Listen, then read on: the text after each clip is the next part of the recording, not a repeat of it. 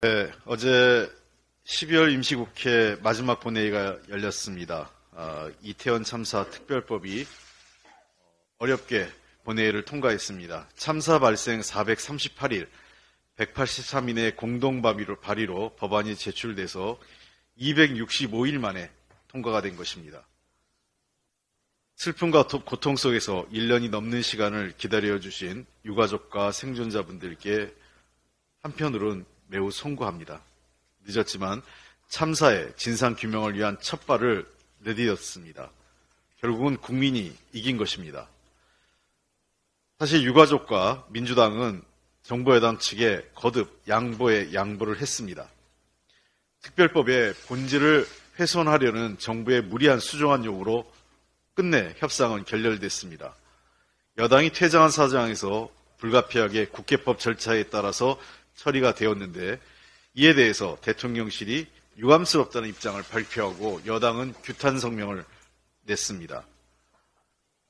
매우 유감스럽습니다. 유가족의 아픔을 헤아려서 그리고 진상규명을 해야 된다는 국민의 요구를 수용해서 정부 여당이 보다 전향적으로 이태원 특별법에 대한 처리에 협조해 줄 것을 다시 한번 촉구합니다. 이태원 참사의 진상규명과 책임자 처벌 그리고 실질적 재발 방지 대책 수립은 국민의 생명과 안전을 지키기 위한 국가적 책무이자 국회의 의무입니다. 아픔이 있는 곳에 정치가 있어야 합니다. 정부와 국민을 위해 정부는 국민을 위해 그 책임을 다해야 합니다. 윤석열 대통령은 이태원 참사 특별법에 담긴 국민의 뜻을 무겁게 받아들여 법안의 정부 이송 즉시 거부권이 아닌 수용하는 것이 현명한 선택입니다. 한국개발연구원이 1월 경제동향을 발표했습니다. 수출은 조금 회복세이지만 소비 위축으로 인한 내수 둔화가 경기 회복을 막고 있다는 KDI의 진단입니다.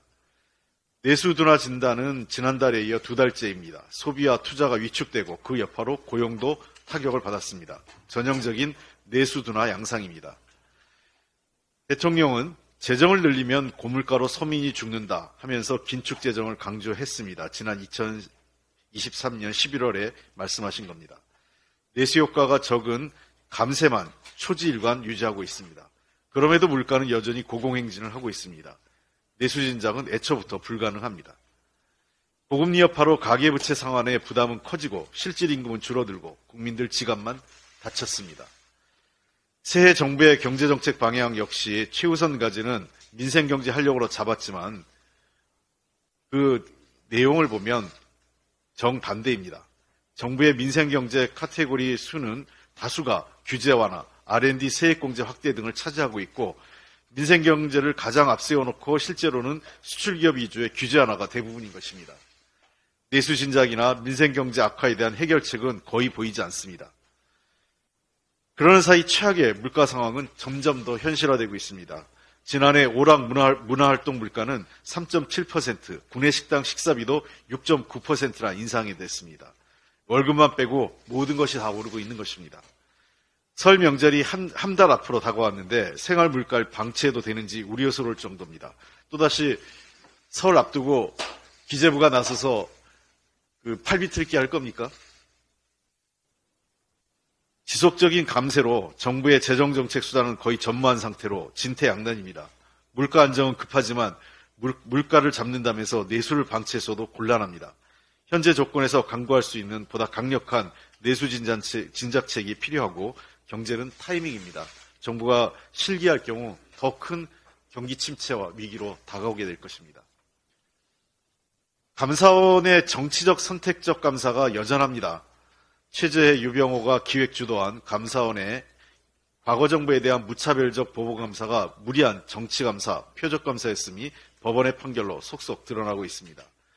문재인 정부의 통계조작 논란 관련해서 윤성원 전 차관, 이문기 전 청장에 대한 구속영장을 법원이 기각한 것에 이어 월성원 전 감사 방해로 기소된 산업부 공무원들까지 2심에서 무죄를 선고받는 등 감사원발 검찰의 이전 정권에 대한 수사에 잇따라 제동이 걸린 것입니다.